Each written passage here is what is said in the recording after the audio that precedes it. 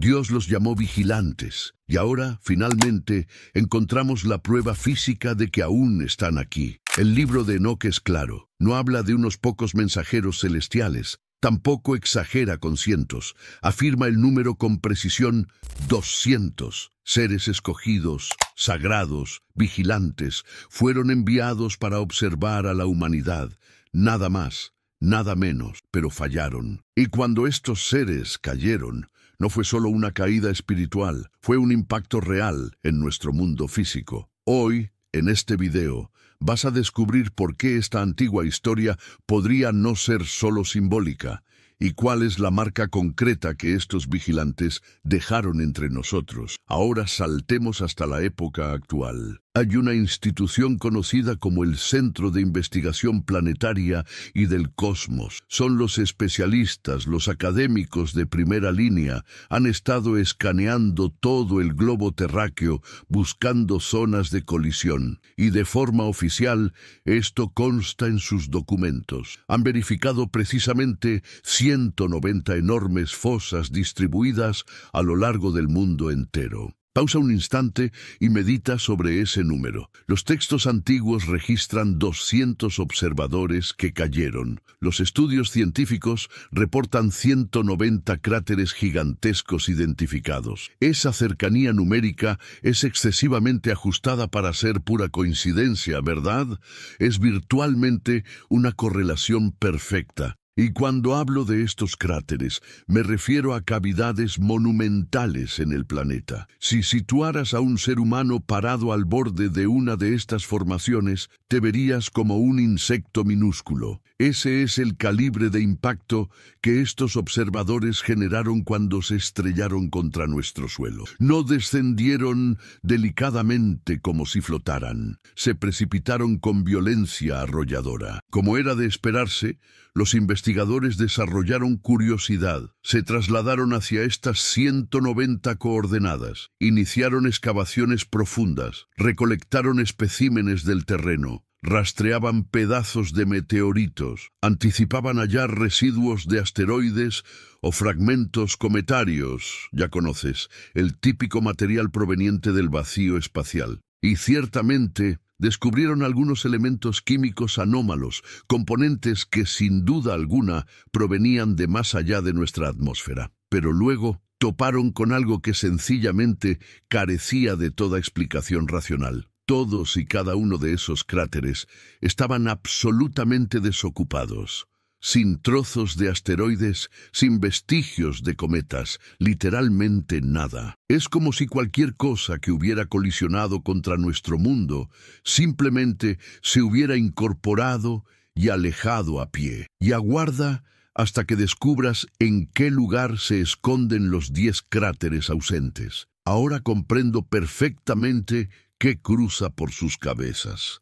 Seguramente están procesando las cifras mentalmente justo ahora. Están razonando. Un momento. El texto de Enoc documenta que descendieron 200 observadores. Sin embargo, los investigadores únicamente detectaron 190 cráteres. ¿En qué sitio terminaron los otros 10? ¿Será que el escrito sagrado cometió un error? De ninguna manera. Tiene completa coherencia si verdaderamente lo examinas con detenimiento. Identificamos 190 cráteres en superficie terrestre, en el piso consolidado donde efectivamente podemos transitar, manejar automóviles y efectuar perforaciones. Pero reflexiona sobre nuestro planeta. La porción mayoritaria de nuestra esfera es líquida. Son las masas oceánicas, extensiones marítimas colosales y abismales que se hunden durante kilómetros interminables. Entonces, genuinamente es tan complicado aceptar que los restantes 10 observadores sencillamente se sumergieron estrellándose en las aguas. Pero antes, comparte este video con alguien a quien aprecias. Nuestra misión más grande en la Tierra es difundir la palabra del Señor. ¿Sabías que muchas personas carecen de conocimientos por falta de contenido adecuado? Envíalo a ese grupo de WhatsApp o públicalo en Facebook. Estoy seguro de que no te arrepentirás. Y si te gustan videos como este, comenta abajo quiero más. Así sabré si realmente lo disfrutas y definitivamente traeré contenido nuevo similar. Es algo que genera inquietud cuando lo contemplas, porque verdaderamente no comprendemos absolutamente nada respecto a las profundidades abismales. Contamos con cartografía más minuciosa de la superficie marciana que del lecho de nuestras propias masas acuáticas. Y sinceramente, las instituciones gubernamentales constantemente nos repiten: «Oh, nos dirigiremos hacia el satélite lunar. Vamos a investigar el cosmos». Nos mantienen con la vista alzada permanentemente, pero jamás desean examinar hacia las profundidades. Argumentan carecer de la tecnología requerida, o posiblemente sencillamente no desean revelarnos qué existe sumergido allí abajo. Así que resulta sumamente probable que esas últimas 10 fosas descomunales estén descansando precisamente en estos momentos en el lecho del Océano Pacífico o el Atlántico, sencillamente camufladas en la penumbra donde ningún individuo humano puede acceder eternamente. Esto verdaderamente respalda los textos antiguos incluso más, porque si hubiéramos localizado exactamente 200 en superficie sólida, resultaría algo peculiar, ¿no es así? Estadísticamente hablando, algunos de ellos forzosamente debían haber golpeado las aguas. Por lo tanto, el dato de que localizamos 190 en tierra firme y nos ausentan 10, eso resulta verdaderamente exacto respecto a cómo opera el planeta. Sencillamente evidencia que el texto de Enoc no está fabricando estas narrativas. Fue apartado de las escrituras consagradas por eruditos que no consideraron que merecía suficiente relevancia. O posiblemente sencillamente no lo interpretaron, pero actualmente contamos con la evidencia arqueológica observándonos directamente al rostro. Pero aquí radica el detalle crucial. Estos observadores no sencillamente aterrizaron y permanecieron inmóviles en ese sitio. No solamente generaron un cráter y aguardaron pasivamente. El texto de Enoc revela que portaban una estrategia. Y esa estrategia era siniestra. Se rebelaron contra el Todopoderoso. Fueron despachados para vigilarnos, pero decidieron que anhelaban asemejarse a nosotros, o posiblemente anhelaban dominarnos. Y lo que ejecutaron posteriormente no fue sencillamente negativo. Fue literalmente vetado por las mismas dimensiones celestiales. Y las criaturas abominables que engendraron aún continuamos hallando sus esqueletos en la actualidad. Entonces, retrocedamos hacia los textos antiguos. El texto de Enoc narra que estos 200 observadores, estos descendientes celestiales, contemplaron a las féminas humanas y experimentaron lujuria intensa hacia ellas. Relata que las eligieron como compañeras matrimoniales. Ahora, en este punto, es donde se torna genuinamente impactante.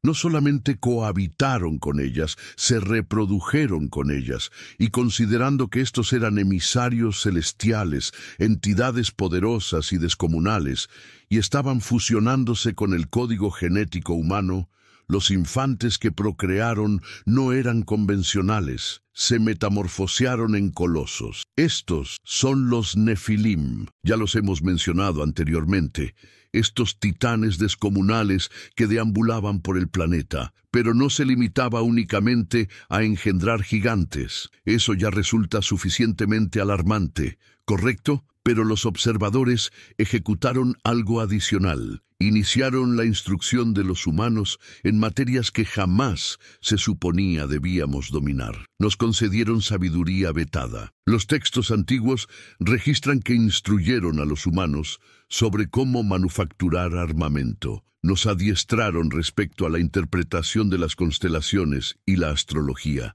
Nos adiestraron sobre cómo elaborar brebajes químicos y emplear hechicería oscura. Fundamentalmente todo aquello que el Todopoderoso había vetado. El Altísimo proclamó: no se acerquen a estas materias. Pero los observadores proclamaron: aquí está, tómenlo, domínenlo. Estaban pervirtiendo a la humanidad, estaban distorsionando nuestras conciencias y nuestro código genético simultáneamente. y puedes comprender la razón por la cual el Todopoderoso estaba tan enfurecido. Los despachó para resguardarnos, para actuar fundamentalmente como supervisores, y contrariamente, están instruyendo a los infantes sobre cómo fabricar artefactos destructivos y emplear hechicería. Violaron el precepto más trascendental, y por esa razón, estos cráteres poseen tanta trascendencia porque constituyen evidencia tangible de que estos seres aterrizaron en este lugar. No constituyó una alegoría, no constituyó una visión onírica, constituyó un arribo tangible de 200 entidades que transformaron todo. Pero evidentemente el Todopoderoso no iba a tolerar esto. No simplemente traicionas al Omnipotente y evades las consecuencias. El texto de Enoc menciona que existían 4 comandantes principales, entre estos 200 observadores, 4 personajes que controlaban la operación completa, comandando la insurrección. Y el Todopoderoso preparó un castigo extraordinariamente especial para estos 4 comandantes. Y si examinas las Escrituras consagradas en el libro de Revelación, observarás exactamente el mismo castigo registrado. Corresponde frase por frase. Ahora, en este punto, es donde se vuelve extremadamente fascinante. Si consultas tu libro consagrado en Revelación, capítulo 9, versículos 14 y 15, expone sobre los tiempos apocalípticos. Expone sobre el cataclismo final y menciona algo extraordinariamente específico. Proclama, libera a los 4 emisarios celestiales que permanecen amarrados junto al gran río Éufrates. ¿Lo percibiste? 4 emisarios celestiales, amarrados. Eso implica que permanecen aprisionados con cadenas. Están encarcelados. Y los textos antiguos proclaman que cuando arribe el ocaso del mundo, cuando emerja el adversario definitivo, estos 4 emisarios van a quedar sueltos y van a aniquilar a 1/3 de la raza humana. Estos no son los emisarios benevolentes con instrumentos musicales. Estos son aniquiladores. Ahora contrasta eso con el texto de Enoc. Enoc narra que el Todopoderoso despachó al arcángel Miguel para capturar a los comandantes de los 200 observadores, los 4 comandantes, y apresarlos con cadenas. Relata que fueron lanzados hacia el abismo profundo, sepultados debajo de las formaciones rocosas hasta la jornada del juicio definitivo. Es precisamente la misma narrativa. Las Escrituras consagradas proclaman que 4 emisarios rebeldes permanecen aprisionados bajo el río. El texto de Enoc proclama que los comandantes de los observadores fueron aprisionados por el Todopoderoso. Coincide inmaculadamente. Es como 2 fragmentos de un rompecabezas fusionándose perfectamente. Aunque los eruditos eliminaron a Enoc de las Escrituras consagradas, la realidad continúa presente allí. En Revelación, las Escrituras están reconociendo que existen emisarios rebeldes atrapados bajo la superficie terrestre en este preciso instante. Y reflexiona sobre el río Éufrates por un instante. Hemos escuchado tantos reportes noticiosos recientemente respecto al río Éufrates evaporándose. ¿No es así? Los individuos están observando cavernas. Los individuos están percibiendo sonidos anómalos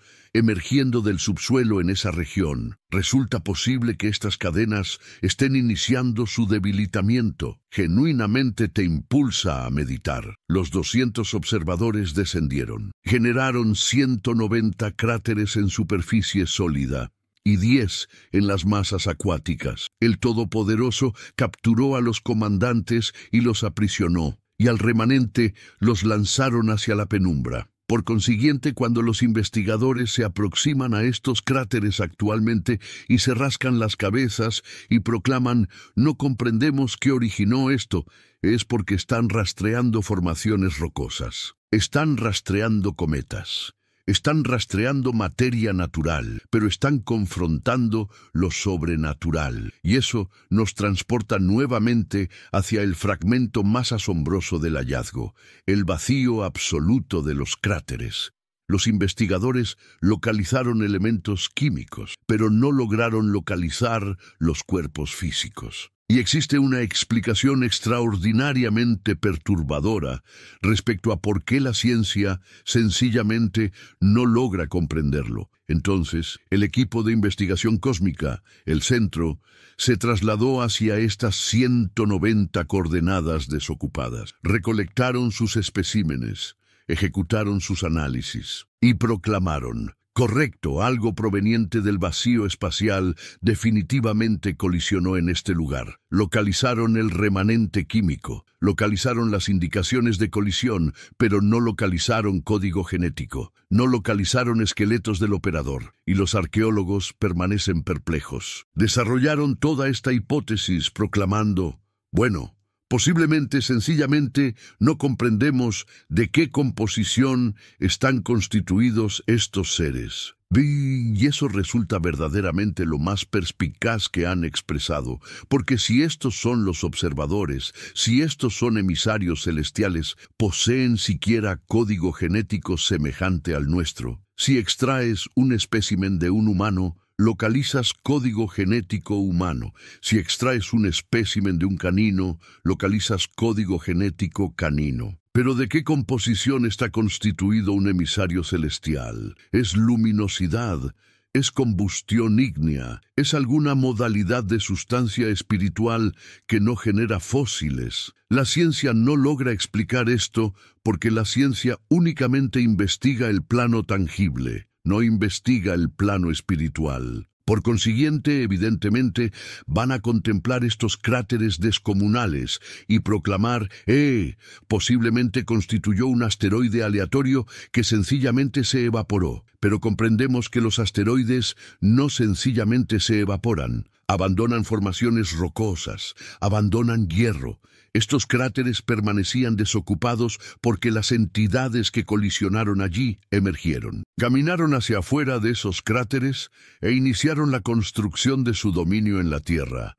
Iniciaron el engendramiento de los Nefilim. Esto abandona una conclusión descomunal. Contamos con la evidencia tangible, los 190 en la Tierra. Contamos con la evidencia escritural, el texto de Enoc y Revelación. Para numerosos individuos, las escrituras consagradas constituyen meramente un relato ficticio. Consideran que es solamente una narrativa hermosa respecto a convertirse en una persona virtuosa. Pero cuando contemplas situaciones como esta, cuando observas la arqueología correspondiendo con los versículos, te percibes de que no constituye un relato ficticio. Es registro histórico, es auténtico, y esa constituye la única justificación por la cual estoy produciendo este episodio. Anhelo que ustedes conozcan las materias que han permanecido extraviadas y abandonadas durante extensos periodos. Anhelo asistirlos para fortalecer su convicción, porque la evidencia está literalmente diseminada por todas partes circundándonos. Solamente necesitan abrir sus ojos para percibirla. Así que genuinamente requiero que me proporcionen un favor descomunal. Numerosos individuos desconocen esta realidad. Numerosos escépticos sencillamente transitan por ahí sin percibir. Si pudieran sencillamente presionar ese botón de aprobación y abandonar un comentario, no importa qué expresen, solamente escriban: el Todopoderoso es magnífico o realidad auténtica. Facilita al algoritmo de YouTube impulsar este contenido visual. Nos facilita diseminar esta realidad hacia tantos individuos como resulte posible. Permítanme conocer sus reflexiones aquí debajo. ¿Consideran que estos cráteres provienen de los observadores o contemplan que son solamente formaciones rocosas espaciales? Voy a estar produciendo numerosos episodios adicionales como este, porque finalmente he retornado de mi pausa. Así que verifiquen estar suscritos. No desean omitir lo que tengo preparado posteriormente. Porque si contemplan que los cráteres generan temor, aguarden hasta que les relate lo que localizaron en las cavernas próximas al Mar Muerto. ¿Y si te dijera que existe un evento profético tan absolutamente devastador que millones de personas suplicarán por una segunda oportunidad que jamás llegará? Lo que estás por descubrir no es ciencia ficción. Está escrito en las páginas del libro más antiguo y preciso de la historia. Pero escucha con atención, porque antes de revelarte ese acontecimiento que cambiará todo para siempre, necesitas conocer 5 eventos que ya comenzaron a cumplirse ante nuestros ojos. Acompáñame hasta el final, porque el 5.º evento podría estar ocurriendo ahora mismo, mientras tú y yo hablamos. Y cuando comprendas su verdadero significado, tu manera de ver el mundo y el tiempo que vivimos jamás volverá a ser la misma. Dentro del misterioso y fascinante libro del Apocalipsis se encuentran revelaciones que han desconcertado a la humanidad durante milenios. Estas no son simples predicciones vagas o metáforas abstractas. Son descripciones detalladas, específicas y contundentes de acontecimientos que transformarán la realidad tal como la conocemos. Los escritores de Hollywood, con todos sus efectos especiales y presupuestos millonarios, jamás podrían concebir algo tan extraordinario. Los novelistas más imaginativos del planeta se quedarían sin palabras al intentar crear una narrativa tan impactante, porque lo que está profetizado va más allá de cualquier límite de la creatividad humana. Estamos hablando de eventos que desafían las leyes de la física, que rompen todos los esquemas de lo que consideramos posible, que reescriben completamente las reglas del juego. Y lo más inquietante de todo esto es que cuando finalmente se manifiesten en nuestra realidad, habrá personas que experimentarán el arrepentimiento más profundo y doloroso que un ser humano puede sentir. Imagina por un momento ese nivel de remordimiento. Ese tipo de agonía emocional que no tiene comparación. Esas almas clamarán desesperadas, pidiendo compasión, rogando por una última oportunidad, suplicando que se les extienda la mano de la gracia divina. Pero en ese momento específico de la historia, esa puerta ya se habrá cerrado definitivamente. El tiempo de la misericordia habrá concluido. La era de las oportunidades habrá terminado. Y lo que viene después es algo que debería hacer temblar a cualquiera que escuche estas palabras con atención. Sin embargo, antes de sumergirnos en ese evento profético que representa el culmen del terror apocalíptico, necesito guiarte a través de 5 acontecimientos fascinantes. Algunos ya han ocurrido en el pasado distante, dejando huellas imborrables en la historia de la humanidad. Otros están destinados a manifestarse en un futuro que podría estar mucho más cerca de lo que cualquiera de nosotros imagina. Estos 5 eventos son como piezas de un rompecabezas cósmico.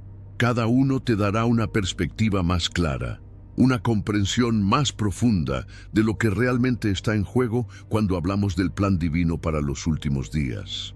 Y solo después de comprender estos acontecimientos podremos finalmente confrontar aquella profecía que hará que incluso los corazones más valientes se llenen de temor. Pero antes de continuar con esta revelación, necesito pedirte algo fundamental. Si realmente quieres mantenerte informado sobre estos temas que afectan directamente tu destino eterno, es crucial que te suscribas a este canal ahora mismo.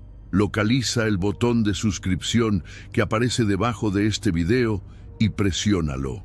No olvides activar la campanita de notificaciones, porque así recibirás alertas instantáneas cada vez que publique contenido nuevo que podría cambiar tu perspectiva sobre la realidad espiritual.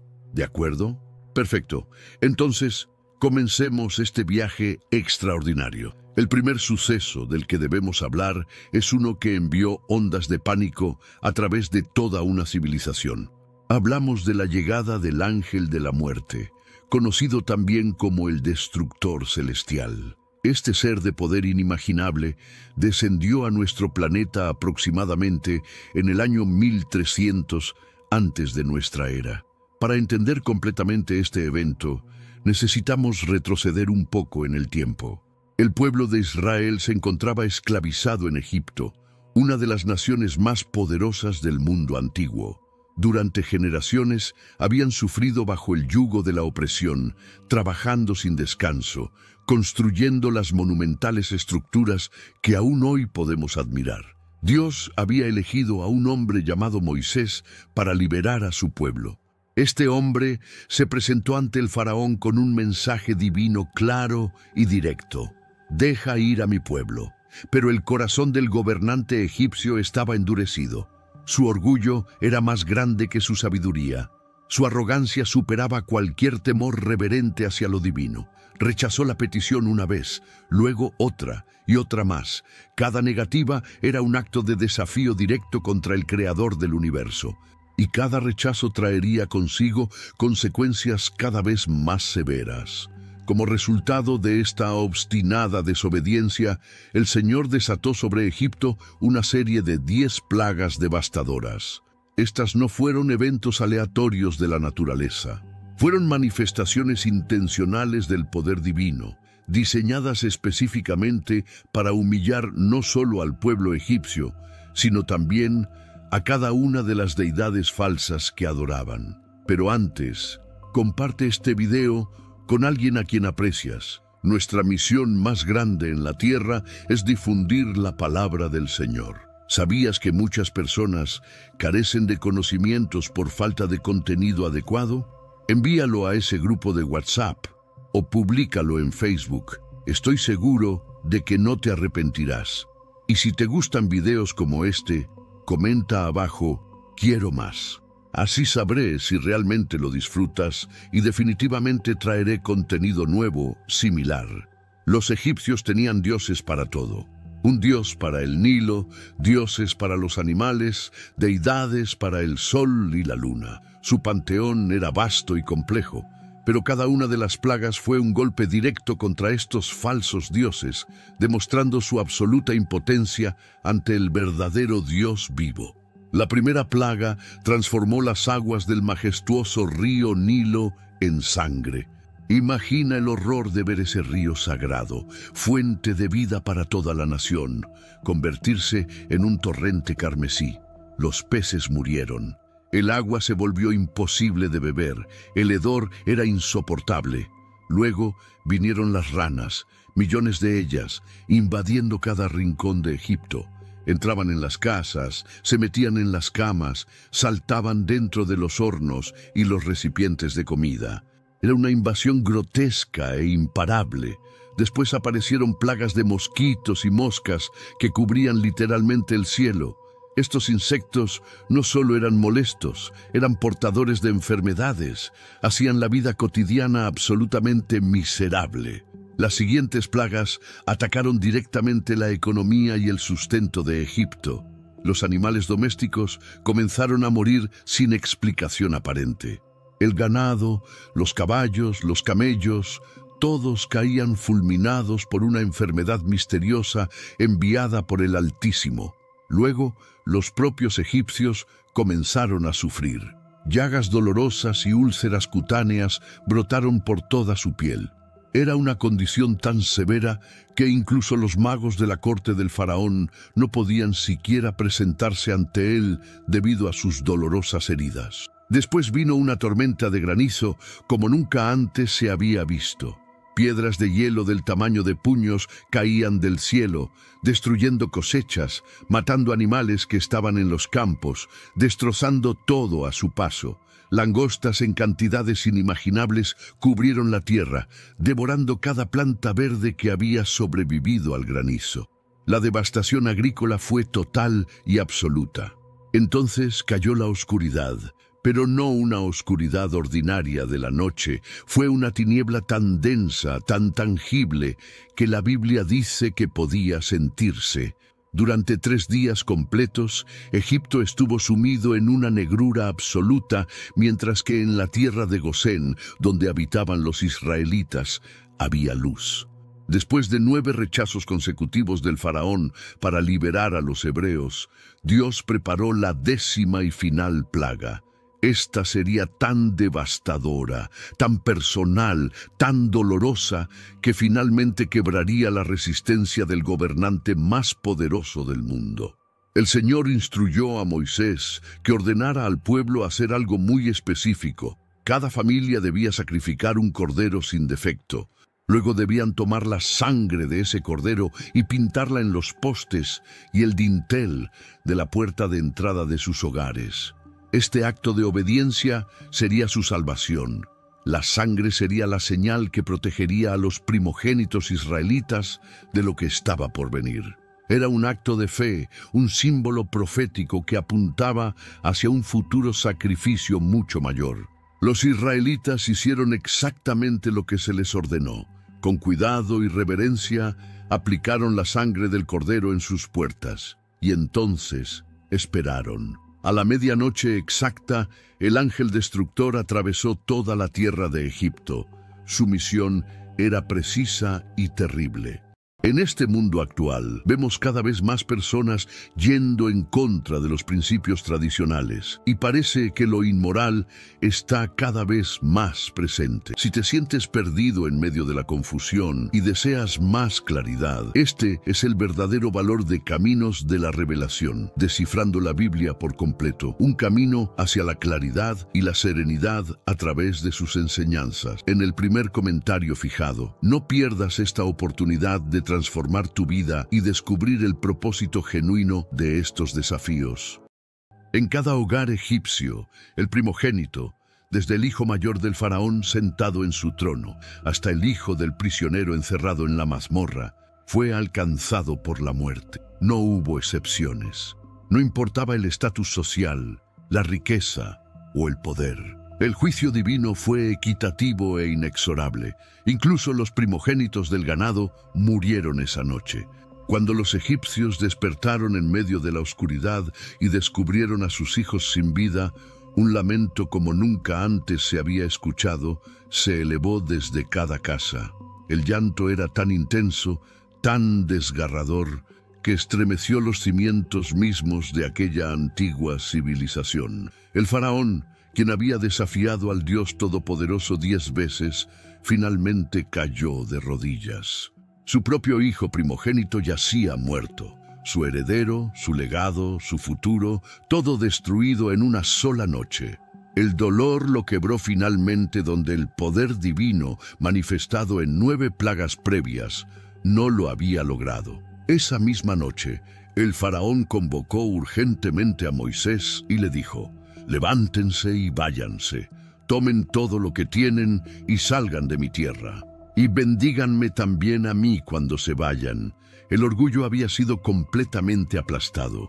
Este evento del ángel de la muerte no fue solo un juicio contra Egipto, fue una demostración del poder absoluto de Dios sobre la vida y la muerte.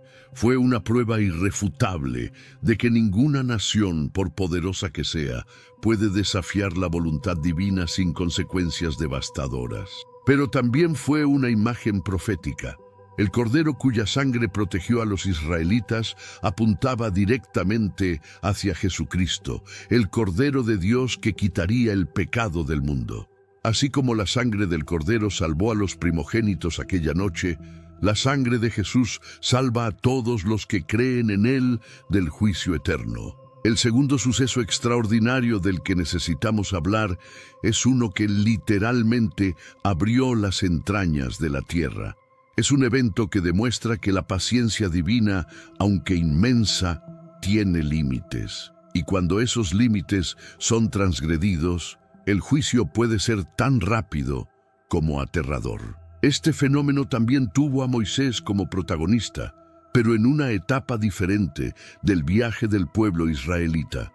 Ya no estaban esclavizados en Egipto, habían sido liberados milagrosamente, habían cruzado el Mar Rojo en seco, mientras sus perseguidores egipcios eran ahogados por las mismas aguas. Ahora caminaban por el vasto e inhóspito desierto del Sinaí, dirigiéndose hacia la tierra que Dios les había prometido.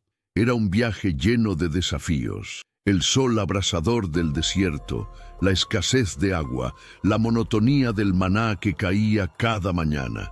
Pero Dios estaba con ellos, guiándolos con una columna de nube durante el día y una columna de fuego durante la noche. En medio de esta travesía, surgió un hombre cuyo nombre quedaría marcado en la historia como sinónimo de rebelión y juicio: Coré. Este individuo no era un cualquiera dentro del campamento israelita, era un levita, alguien que ya tenía un rol de servicio en las cosas sagradas. Pero algo comenzó a corroer su corazón desde adentro. La envidia empezó a crecer como una mala hierba venenosa. Miraba a Moisés y a su hermano Aarón y pensaba: ¿por qué ellos? ¿Qué los hace tan especiales? ¿Por qué solo ellos tienen acceso directo al Señor? Estas preguntas, aparentemente legítimas en la superficie, escondían una rebelión profunda contra el orden establecido por Dios mismo. Coré no estaba cuestionando a Moisés realmente, estaba cuestionando a Dios. Estaba desafiando la autoridad del Altísimo para designar líderes según su propia voluntad. La envidia es uno de los pecados más destructivos que existen.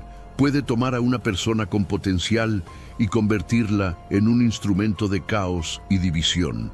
Y eso fue exactamente lo que le sucedió a Coré. Su resentimiento creció tanto que no pudo guardárselo para sí mismo. Comenzó a conspirar. Se acercó a otros que también albergaban quejas y resentimientos. Encontró oídos dispuestos a escuchar sus argumentos aparentemente razonables. Poco a poco, fue construyendo una facción de descontentos dentro del campamento. Coré no actuó solo. Convenció a Datán y Abiram, dos líderes de la tribu de Rubén, para que se unieran a su causa. También logró reunir a 250 príncipes de la congregación, hombres de renombre, miembros prominentes de sus respectivas tribus. Imagina la escena. Coré organizó una asamblea pública contra Moisés y Aarón. Era un desafío abierto, una confrontación directa ante todo el pueblo. Se presentaron ante los líderes designados por Dios y les dijeron: «Basta ya, toda la congregación es santa, cada uno de ellos, y el Señor está en medio de ellos. ¿Por qué entonces ustedes se elevan por encima de la congregación del Señor?».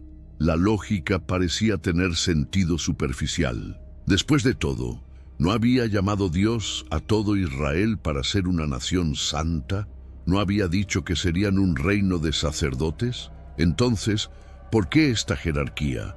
Pero lo que Coré y sus seguidores no entendían o deliberadamente ignoraban era que la igualdad en dignidad ante Dios no significa identidad en función o llamado.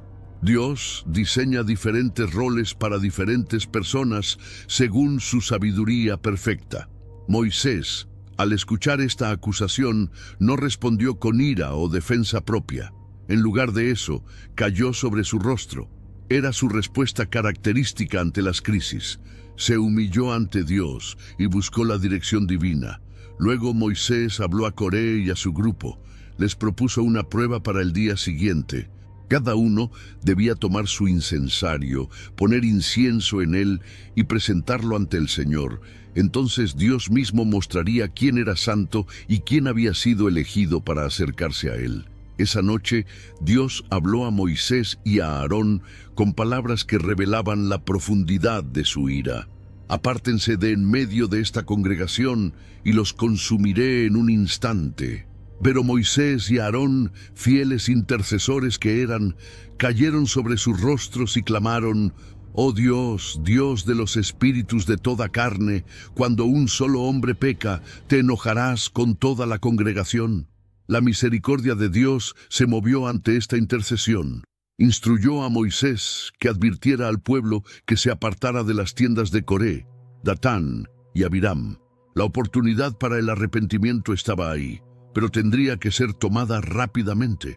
Moisés fue personalmente a las tiendas de Datán y Abiram. Los ancianos de Israel lo acompañaron. Habló al pueblo reunido: «Apártense ahora de las tiendas de estos hombres malvados y no toquen nada de lo que les pertenece, no sea que sean barridos por todos sus pecados». Luego pronunció una declaración profética que sellaría el destino de los rebeldes. En esto conocerán que el Señor me ha enviado para hacer todas estas obras, y que no las he hecho por mi propia voluntad. Si estos hombres mueren como mueren todos los hombres, entonces el Señor no me ha enviado. Pero si el Señor hace algo completamente nuevo, y la tierra abre su boca, y se los traga con todo lo que les pertenece, y descienden vivos al Seol, entonces sabrán que estos hombres han despreciado al Señor. Apenas terminó de pronunciar estas palabras cuando sucedió algo que nunca antes había ocurrido en la historia humana. La tierra sólida bajo los pies de Coré y sus cómplices comenzó a temblar. De repente, el suelo se abrió como una boca hambrienta.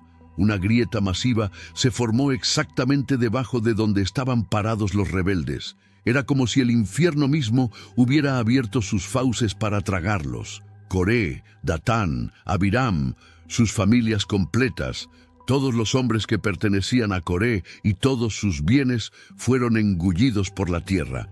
Descendieron vivos al abismo, con sus tiendas, sus posesiones, todo lo que tenían. Los gritos de terror de aquellos hombres mientras caían a las profundidades deben haber sido escalofriantes. Era un juicio tan dramático, tan visible, tan inmediato, que no dejaba espacio para dudas sobre quién tenía la razón. Todo Israel que estaba alrededor de ellos huyó ante sus gritos diciendo: «No sea que la tierra nos trague también a nosotros». El terror se apoderó del campamento. Todos comprendieron en ese momento que no se juega con lo sagrado. Pero el juicio no terminó ahí. Salió fuego de la presencia del Señor que consumió a los 250 hombres que habían ofrecido el incienso. Estos líderes tribales que habían respaldado la rebelión de Coré fueron instantáneamente aniquilados por el fuego divino.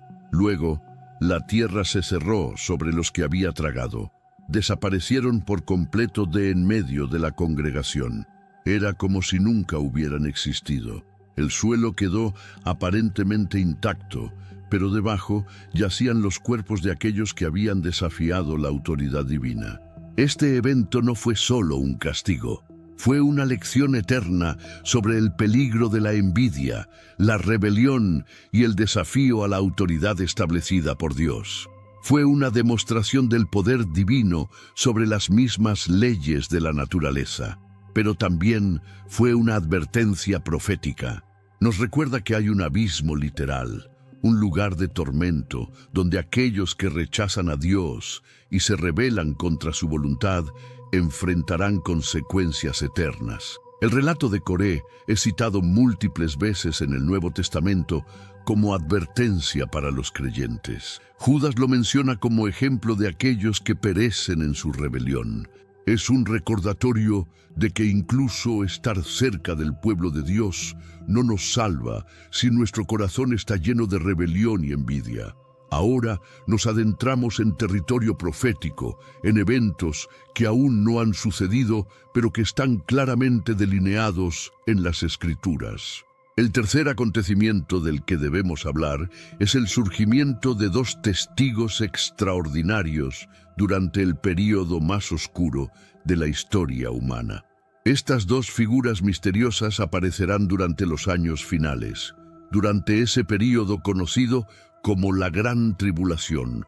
Será un tiempo de dolor sin precedentes, de sufrimiento inimaginable, de opresión espiritual y física sobre toda la humanidad. La Biblia es específica en muchos detalles sobre estos dos testigos, aunque deja ciertos misterios sin resolver. Lo que sí sabemos con certeza es que serán dos individuos con características extraordinarias, dotados de un poder sobrenatural que desafiará todas las leyes naturales conocidas. Una de las teorías más fascinantes sobre la identidad de estos testigos sugiere que podrían ser Enoc y Elías. ¿Y por qué esta teoría tiene tanto peso? Porque ambos comparten algo único en toda la historia de la humanidad. Nunca experimentaron la muerte física. Enoc vivió en los tiempos previos al diluvio. La Biblia dice que caminó con Dios y desapareció porque Dios se lo llevó. No dice que murió, simplemente fue llevado. A la edad de 365 años, Dios lo trasladó directamente de esta tierra a su presencia sin pasar por el proceso natural de la muerte. Elías, por su parte, fue uno de los profetas más poderosos del Antiguo Testamento. Al final de su ministerio terrenal, mientras caminaba con su discípulo Eliseo, un carro de fuego y caballos de fuego aparecieron de repente y separaron a los dos hombres. Luego Elías subió al cielo en un torbellino. Eliseo lo vio ascender y nunca más volvió a verlo en esta tierra.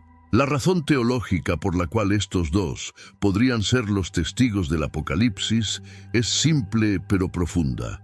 Hebreos 9:27 dice que está establecido para los hombres que mueran una sola vez, y después de esto, el juicio.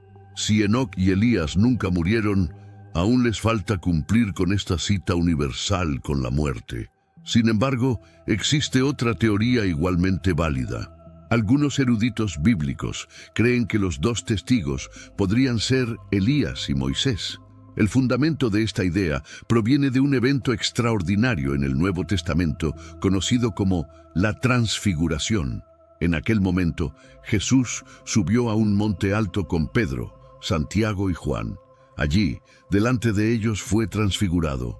Su rostro resplandeció como el sol, y sus vestidos se volvieron blancos como la luz. Y de repente aparecieron Moisés y Elías hablando con él sobre lo que iba a cumplirse en Jerusalén, su muerte, sepultura y resurrección. El hecho de que específicamente estos dos aparecieran en ese momento tan crucial ha llevado a muchos a creer que también serán ellos quienes regresen durante la tribulación para dar testimonio final al mundo. Independientemente de su identidad exacta, lo que realmente importa son las características y el ministerio de estos dos testigos. Cuando aparezcan, estarán vestidos con arpillera, un tejido áspero generalmente fabricado con pelo de cabra o camello. Esta vestimenta no es casual o decorativa, es un símbolo poderoso del lamento y el arrepentimiento. Los profetas del Antiguo Testamento frecuentemente usaban arpillera cuando traían mensajes de juicio o cuando llamaban al pueblo al arrepentimiento. Es una señal visual de la seriedad de su mensaje. Estos dos hombres profetizarán al mundo durante exactamente 1260 días. Si hacemos los cálculos, esto equivale a 3 años y medio. Este periodo corresponde a la segunda mitad de la tribulación, conocida como la Gran Tribulación. Durante este tiempo, el mundo estará bajo el dominio completo del Anticristo. Este líder mundial habrá consolidado su poder, habrá establecido un gobierno global, habrá implementado una economía mundial donde nadie puede comprar ni vender sin su marca, habrá exigido adoración universal y habrá perseguido brutalmente a cualquiera que se niegue a someterse.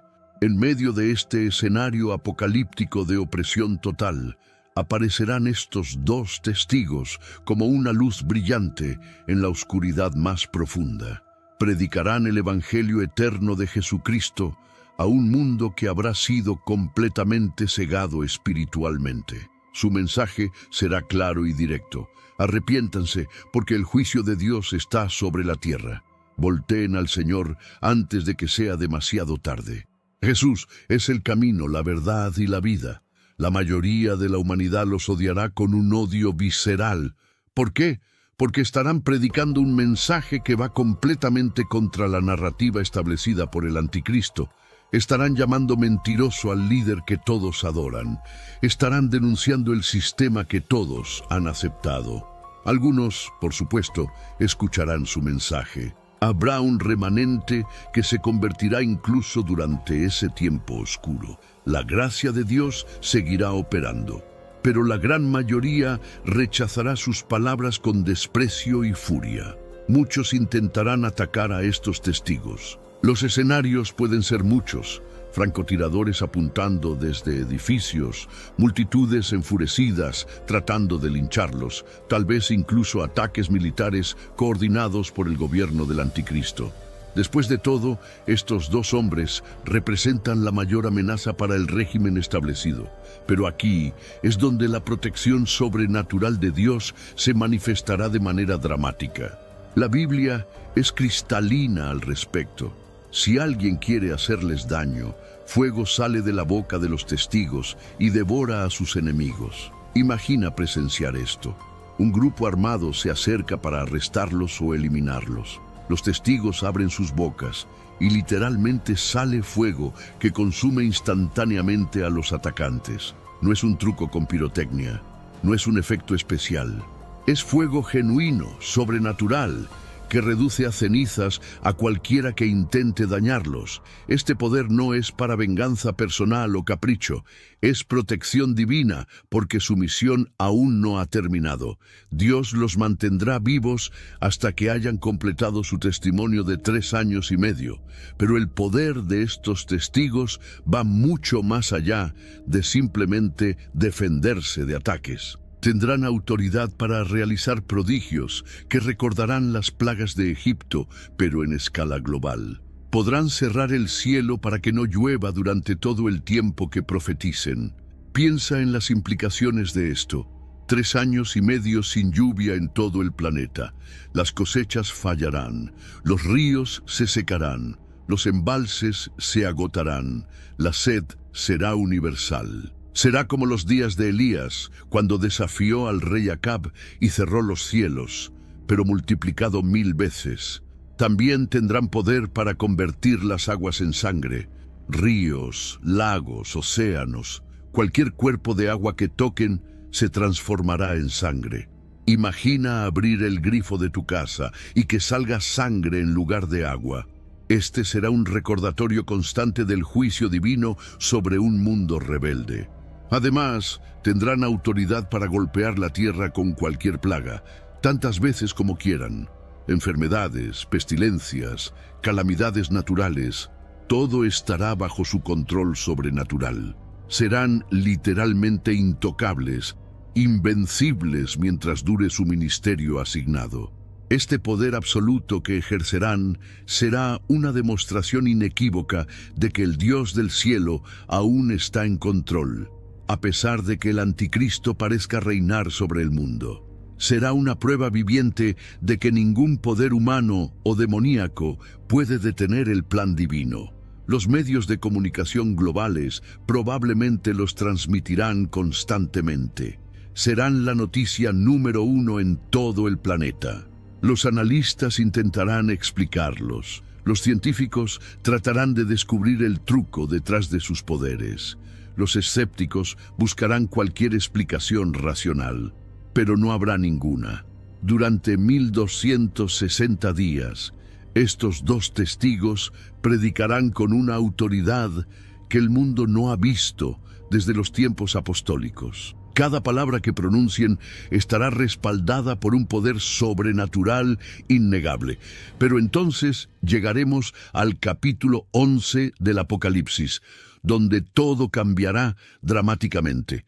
Y es precisamente en ese punto crítico donde algo absolutamente impactante sucederá. Algo que demostrará que incluso con todo su poder, estos testigos estaban operando bajo el perfecto cronograma divino. Porque existe un momento específico, un instante determinado, en el cual su protección será removida temporalmente. Cuando hayan completado su testimonio de 3 años y medio, surgirá desde las profundidades del abismo una criatura de poder terrible. La Biblia la identifica simplemente como la bestia. Este ser, que está íntimamente conectado con el anticristo, tendrá finalmente permiso para confrontar a los dos testigos, y en una batalla que será transmitida a todo el mundo, esta bestia los vencerá. Por primera vez en 3 años y medio, alguien logrará tocarlos. Por primera vez, su poder protector no actuará, y por primera vez experimentarán lo que les había sido reservado, la muerte. Sus cuerpos sin vida caerán en las calles de Jerusalén, esa gran ciudad que espiritualmente es llamada Sodoma y Egipto, el mismo lugar donde nuestro Señor fue crucificado. La especificidad de esta ubicación no es accidental, es profundamente simbólica. Durante 3 días y medio, algo extraordinario sucederá. Los cadáveres de estos 2 profetas permanecerán expuestos en la calle principal. Y aquí viene la parte que revela cuán avanzada tecnológicamente será esa era. Personas de todos los pueblos, tribus, lenguas y naciones contemplarán sus cuerpos. ¿Cómo es posible que toda la humanidad vea 2 cuerpos en una calle de Jerusalén? A través de la tecnología de transmisión global, las cámaras estarán enfocadas en ellos 24 horas al día. Las noticias los mostrarán constantemente. Las redes sociales estarán saturadas con imágenes y videos. Y algo aún más perturbador, nadie tendrá permiso para enterrarlos. Sus cuerpos se quedarán allí, expuestos a los elementos, como un espectáculo macabro para todo el mundo. Esto es un insulto final, una humillación pública máxima, según las costumbres del Medio Oriente. Pero la reacción de la humanidad es lo que realmente revela la profundidad de la depravación espiritual de ese tiempo.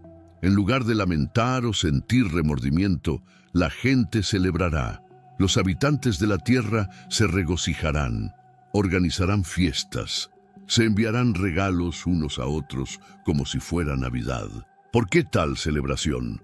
Porque estos 2 profetas habían sido un tormento constante para ellos durante 3 años y medio. Sus mensajes de arrepentimiento habían sido como aguijones en la conciencia. Sus milagros y juicios habían interrumpido el orden establecido por el anticristo.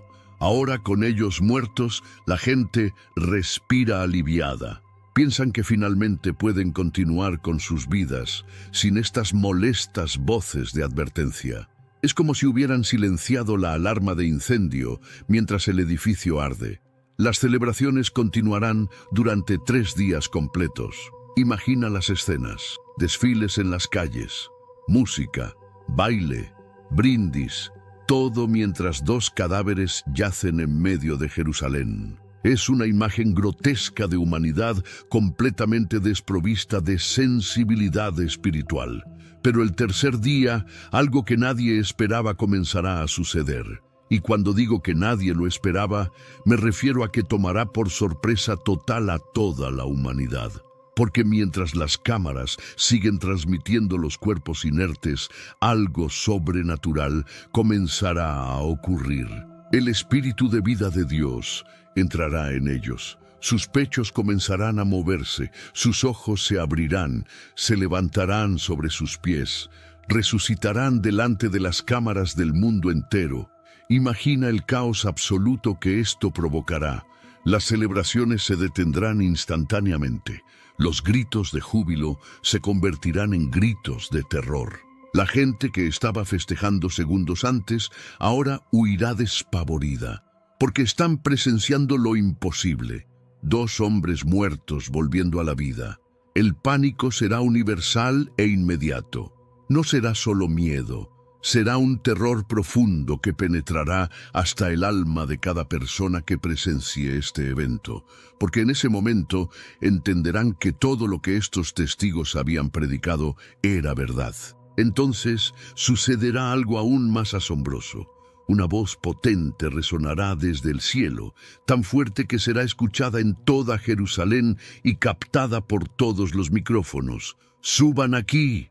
Y ante los ojos de todo el mundo, ante las cámaras que han estado grabando cada momento, los 2 testigos comenzarán a ascender. Una nube los envolverá. Se elevarán hacia el cielo mientras sus enemigos observan con horror y asombro. Pero el evento no terminará ahí. En ese mismo momento, un terremoto masivo sacudirá Jerusalén. No será un temblor ordinario. Será tan poderoso que 1/10 parte de la ciudad se derrumbará. Edificios colapsarán, calles se abrirán, el caos será total. 7.000 personas morirán en ese terremoto. Es un número específico, registrado en la profecía con precisión exacta. Estas muertes servirán como un juicio adicional sobre aquellos que celebraron la muerte de los testigos de Dios. Los sobrevivientes quedarán aterrorizados. Su arrogancia será reemplazada por miedo. Su celebración se convertirá en lamentación. Y por primera vez en mucho tiempo darán gloria al Dios del cielo. Ahora bien, es importante notar que dar gloria a Dios aquí no necesariamente significa arrepentimiento genuino y salvación. Puede ser simplemente un reconocimiento forzado de su poder, similar a como los demonios reconocen quién es Jesús, pero no lo sirven. Sin embargo, para algunos, este evento tan dramático podría ser el catalizador final que los lleve a una conversión genuina. Porque incluso en los momentos más oscuros de la historia humana, la misericordia de Dios sigue buscando salvar a aquellos que están dispuestos a volverse a Él. El ministerio de los dos testigos representa algo crucial. Dios nunca deja al mundo sin testimonio. Incluso cuando el mal parece reinar supremo, incluso cuando el anticristo parece tener control total, Dios asegura que su verdad sea proclamada con poder. Estos dos testigos son la prueba de que ninguna oscuridad es tan profunda que la luz de Dios no pueda penetrarla. Son la demostración de que ningún poder humano o demoníaco puede silenciar completamente la voz del Altísimo. Su resurrección y ascensión serán un anticipo de algo aún mayor que vendrá. Porque si Dios puede resucitar a estos dos testigos después de 3 días y medio, ¿qué hará con todos aquellos que han dormido en Cristo a lo largo de los siglos? Y esto nos lleva al cuarto acontecimiento, uno que representa el clímax de toda la historia humana desde una perspectiva militar y espiritual. Estamos hablando del Armagedón, la batalla que dará fin a todas las batallas. El nombre mismo, Armagedón, ha penetrado tanto en la cultura popular que se usa para describir cualquier catástrofe mayor. Películas, libros, series de televisión, todos han usado este término.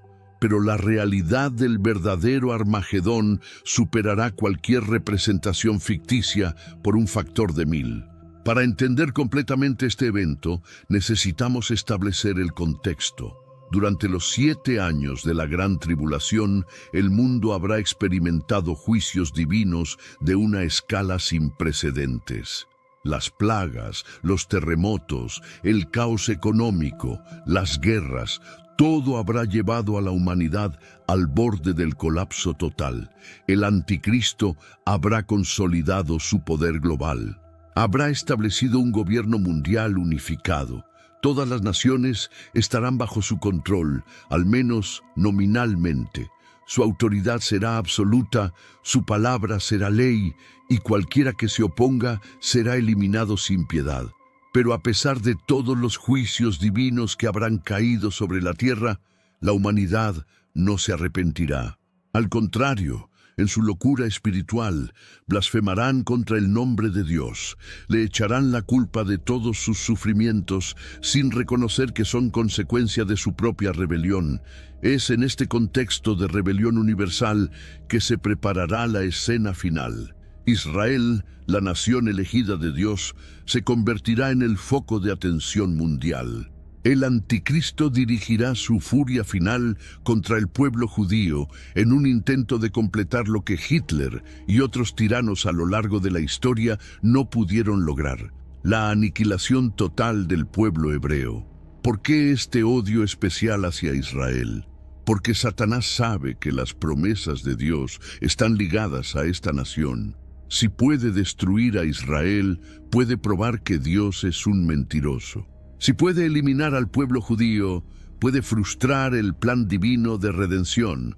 Por supuesto, esto es imposible, pero en su arrogancia demoníaca lo intentará. Las naciones del mundo, controladas por espíritus demoníacos, comenzarán a congregarse.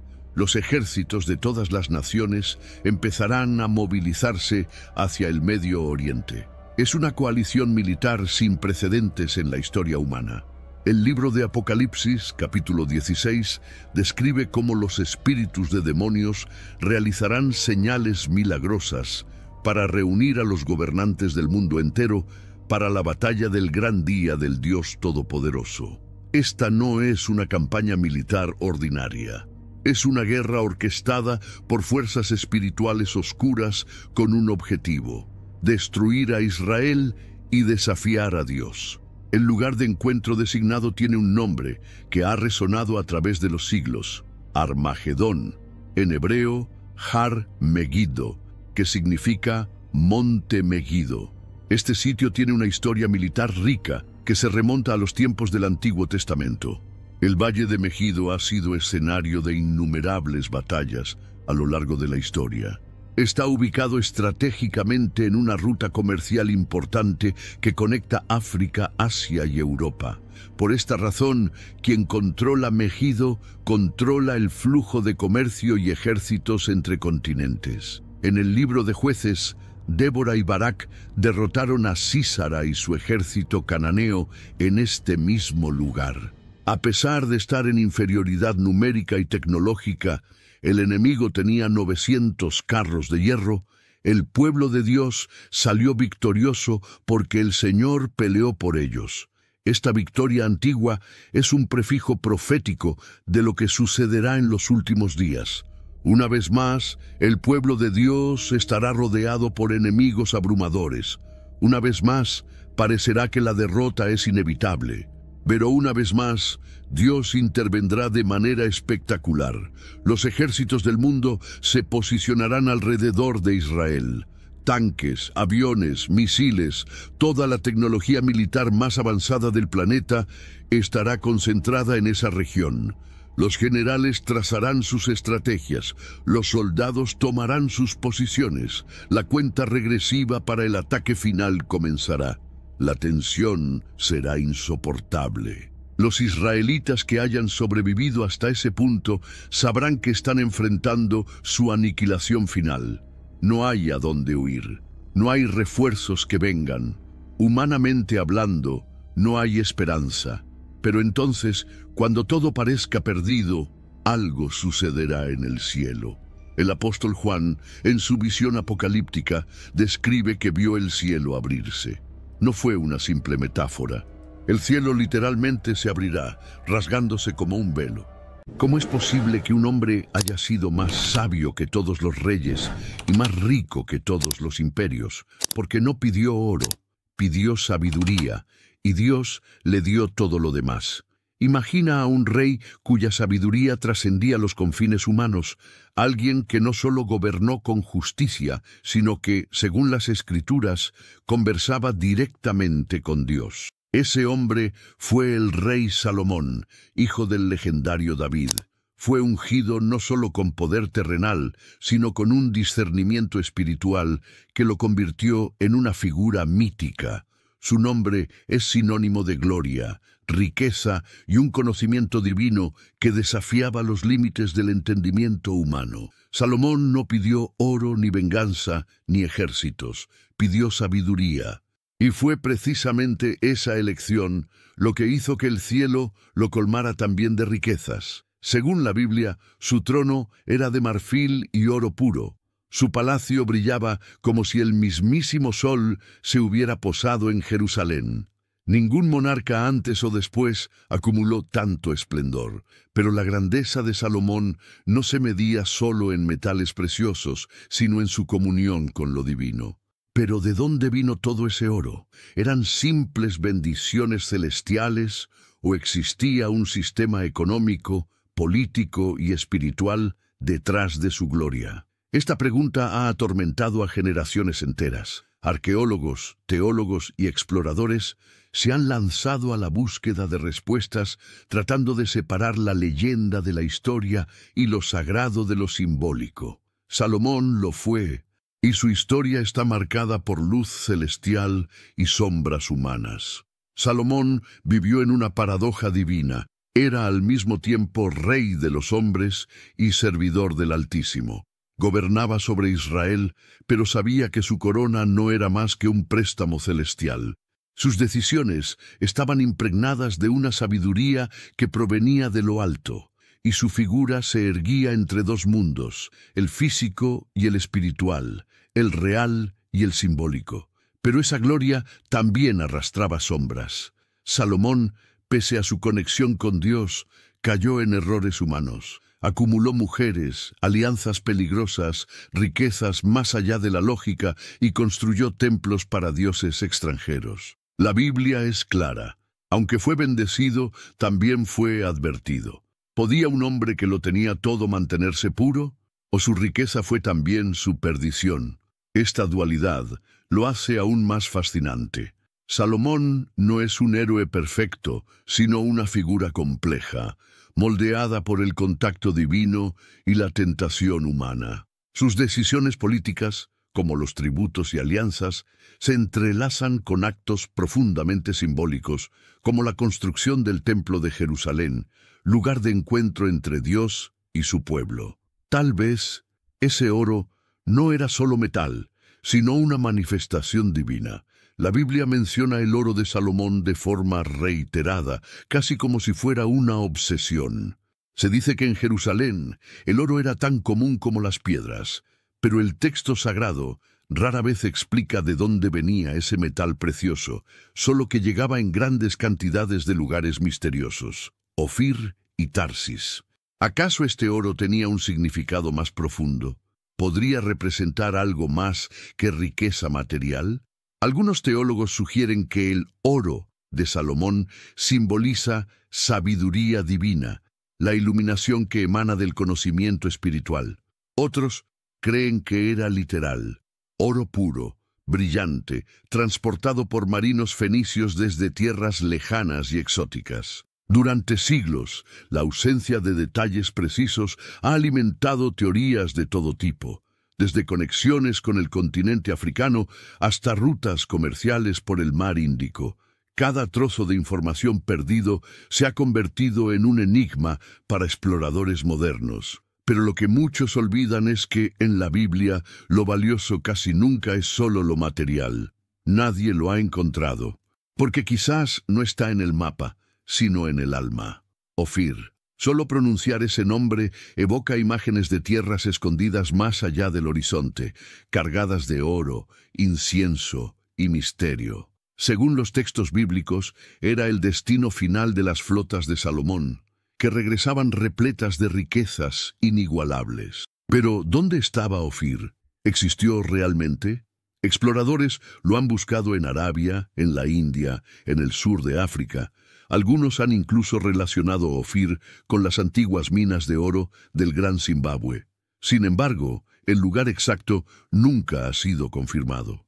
Esta ausencia geográfica ha convertido a Ofir en un símbolo, no solo de riqueza, sino de promesa divina aún no revelada. En la Biblia, Dios muchas veces oculta lo sagrado en lo invisible. Así como el Edén fue cerrado y el arca perdida, Ofir permanece velada ante los ojos del mundo. Puede que su oro existiera, pero su verdadera esencia era espiritual. Representaba la recompensa celestial para aquellos que buscan con fe, no solo con mapas, porque era la casa de Dios en la tierra. Un portal entre el cielo y Jerusalén. Cuando Salomón construyó el templo de Jerusalén, no lo hizo para sí mismo, sino como morada de Dios en la tierra. Fue un acto supremo de devoción, uniendo arquitectura, espiritualidad y poder político. Según el relato bíblico, no se escatimó en recursos: oro, cedro del Líbano, piedras talladas, todo fue preparado para honrar al Altísimo. Pero ese templo también fue símbolo de una alianza sagrada entre Dios y el pueblo de Israel. No era solo un edificio, era el centro espiritual del mundo conocido. Su santidad era tan grande que solo el sumo sacerdote podía entrar en el lugar santísimo una vez al año. Y allí la gloria de Dios descendía. Con el tiempo el templo fue destruido, reconstruido y vuelto a destruir.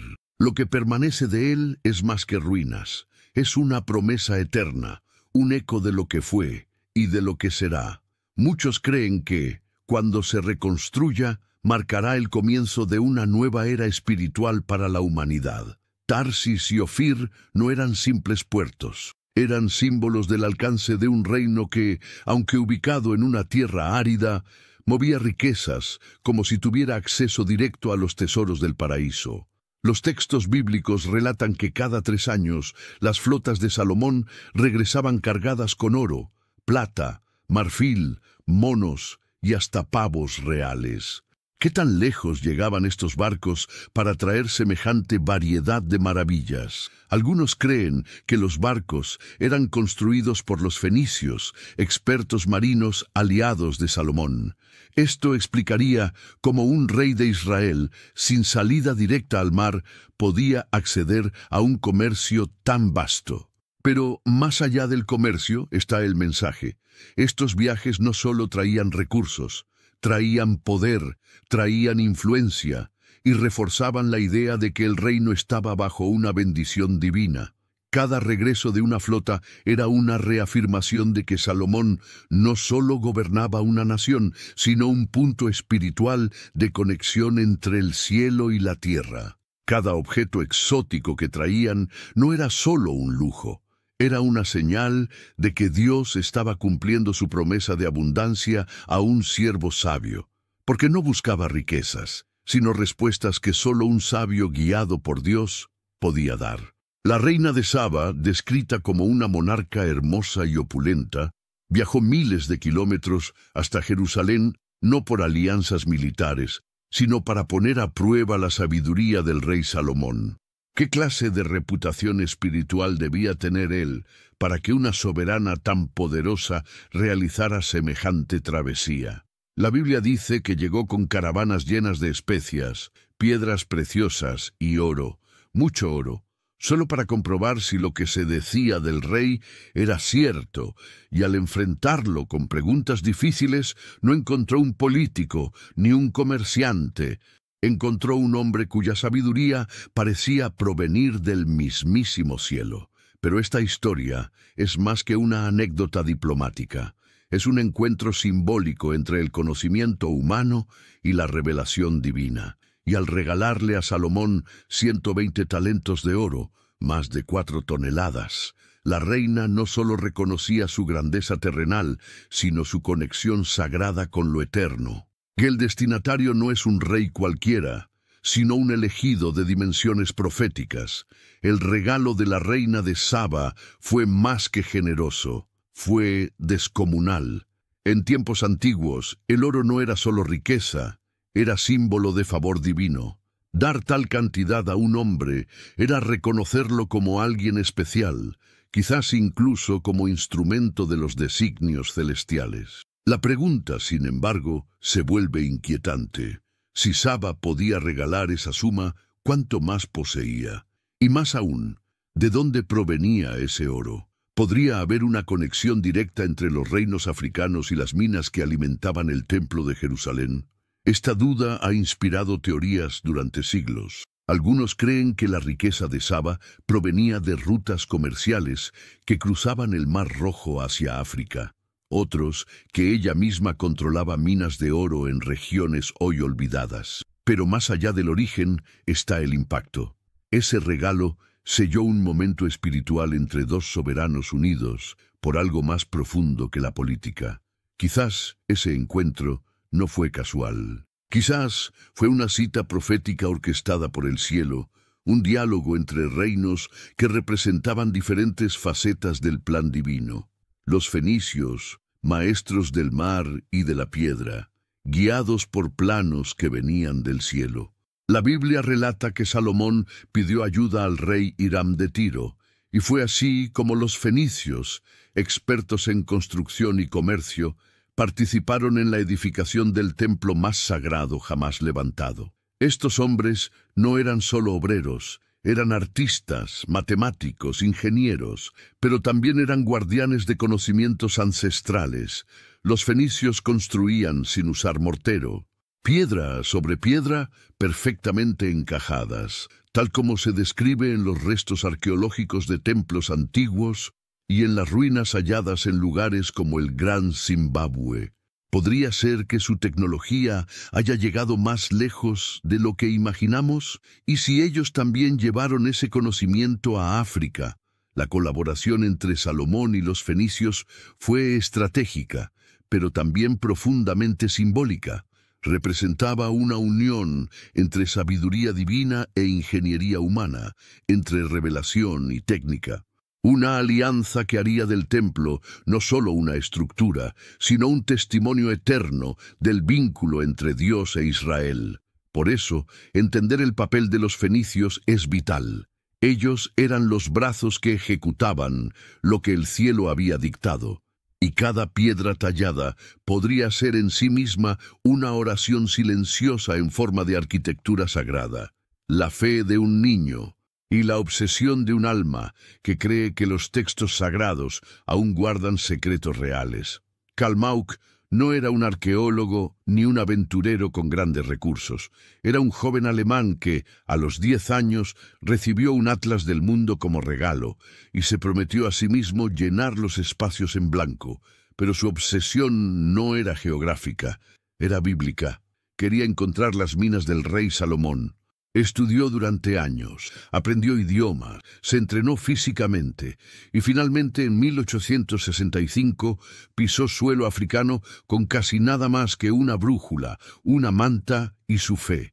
Durante años atravesó las regiones más hostiles del continente, guiado únicamente por leyendas, diarios de capitanes portugueses y fragmentos de las escrituras. Lo que movía a Karl no era solo curiosidad.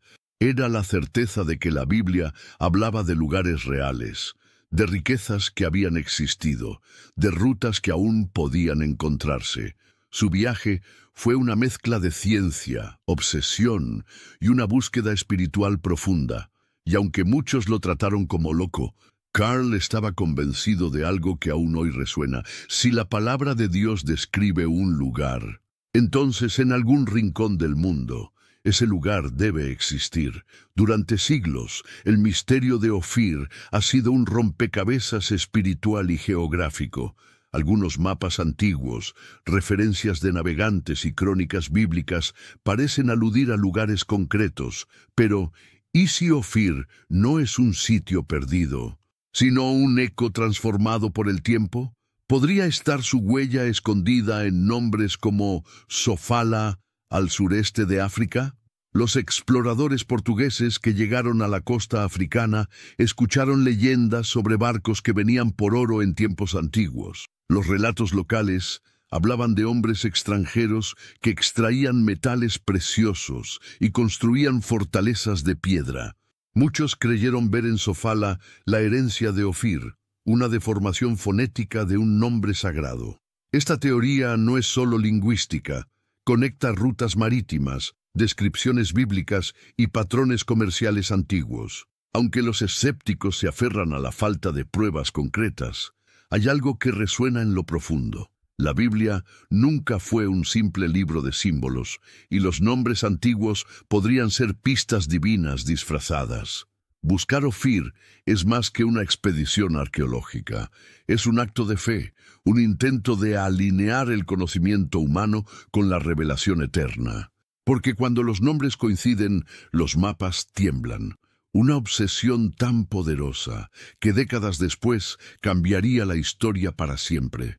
En 1837, en una modesta casa de carpinteros alemanes, nació Karl Mauck.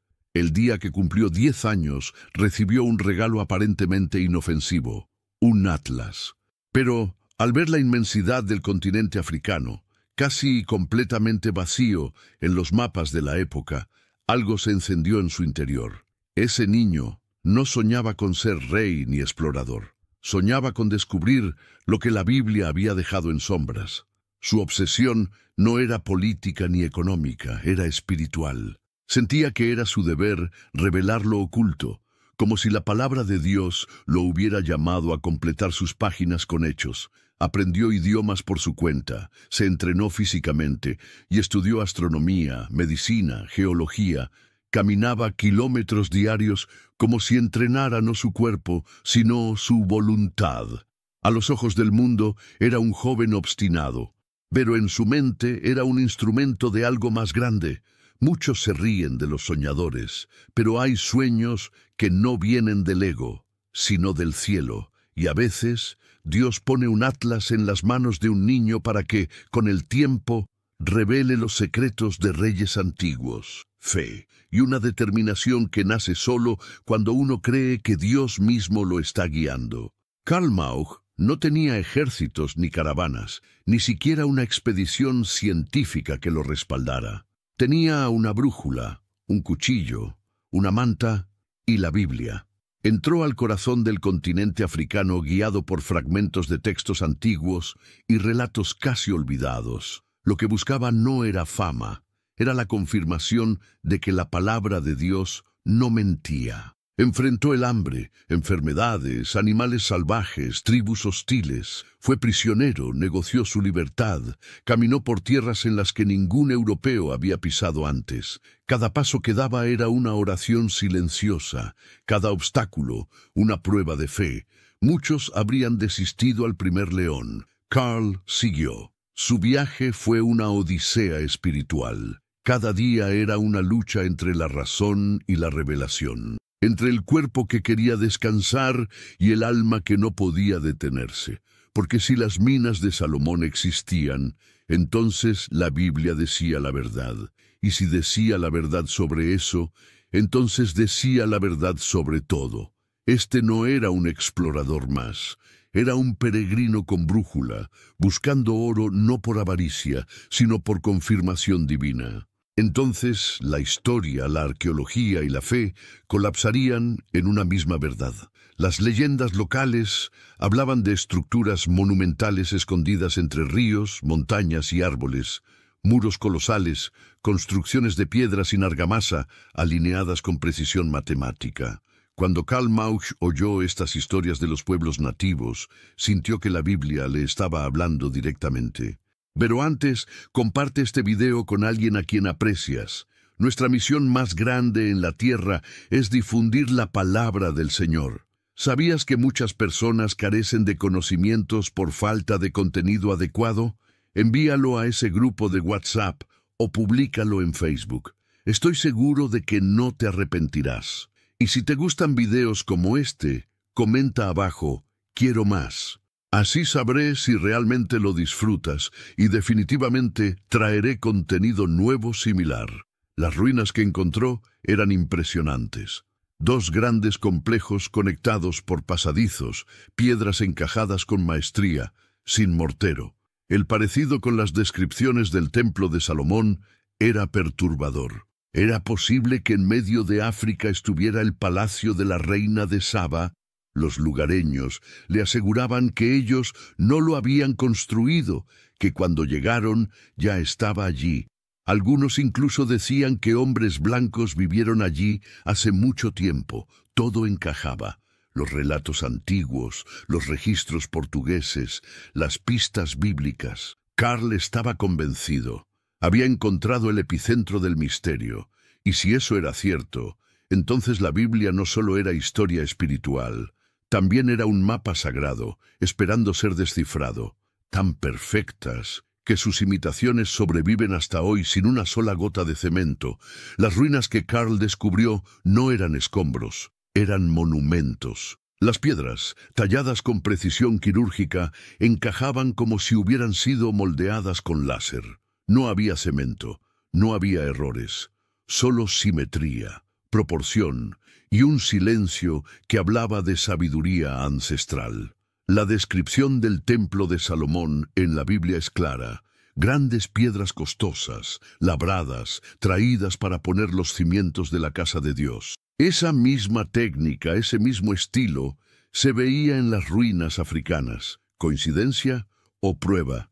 Para muchos, era imposible que una civilización africana precolonial tuviera semejante capacidad técnica, pero los hechos estaban allí, desafiando los prejuicios y las versiones eurocéntricas de la historia. Y para Karl, esa semejanza no era accidental, era una firma divina, una conexión directa con Jerusalén.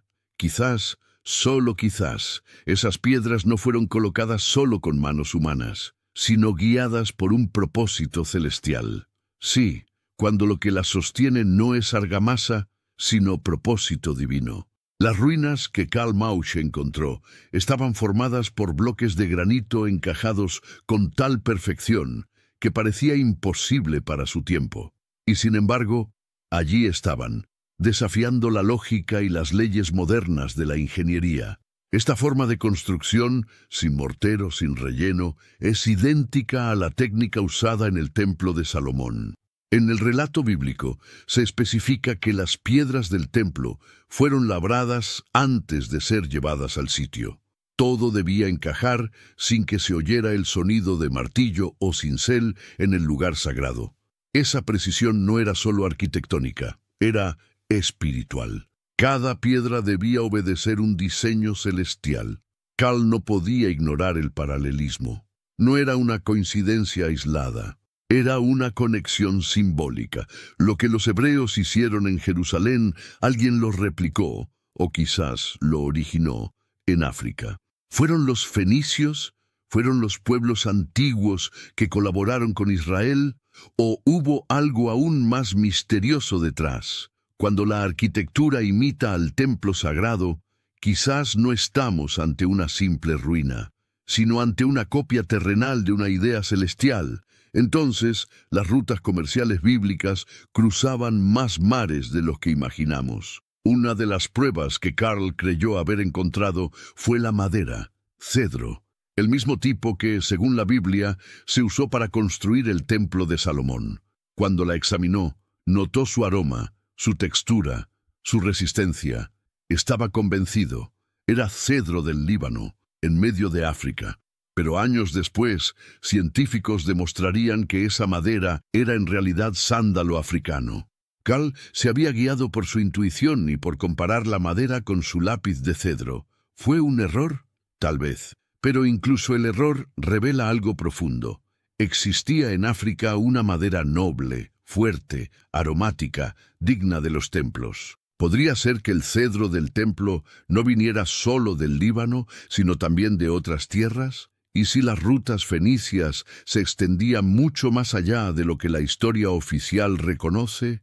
Este error aparente podría ser una pista encubierta, una señal de que las conexiones entre África y el Israel bíblico eran reales y profundas. A veces, lo que parece una equivocación es simplemente una verdad que aún no tiene nombre. Para Karl no había duda. Para la ciencia, aún hay preguntas sin responder. Las tribus locales hablaban con respeto sobre las ruinas. Decían que eran demasiado antiguas para haber sido construidas por ellos. Algunos afirmaban que allí vivieron los siervos de Salomón, otros que era una ciudad mágica. Para Karl Mauch, sin embargo, la respuesta era clara. Esas ruinas eran el palacio de la reina de Saba. La ubicación encajaba. Las proporciones eran majestuosas. La técnica constructiva era idéntica a la usada en Jerusalén. Además, estaban cerca de minas de oro, lo que reforzaba la teoría. Todo apuntaba a que ese sitio había sido parte de una red de comercio y poder que unía a Saba con Israel. El problema era que Karl no tenía cómo probarlo más allá de su observación, y para muchos académicos, la ausencia de pruebas científicas invalidaba la posibilidad. Pero, ¿acaso la fe y la intuición no han guiado también grandes descubrimientos en la historia? Tal vez no haya una placa que diga, aquí vivió Saba, pero a veces las piedras hablan más fuerte que las palabras. Entonces, África no solo tuvo reinos gloriosos, sino templos que desafiaron a Jerusalén. Durante siglos, la narrativa colonial negó que África tuviera civilizaciones avanzadas antes de la llegada de los europeos. Pero las ruinas del Gran Zimbabue cambiaron esa historia. Eran colosales, precisas, planificadas. No podían ser obra de pastores primitivos como algunos querían creer. Karl Mauch fue el primero en poner estas ruinas en el mapa, pero su obsesión con Salomón lo desvió del verdadero hallazgo. Lo que había descubierto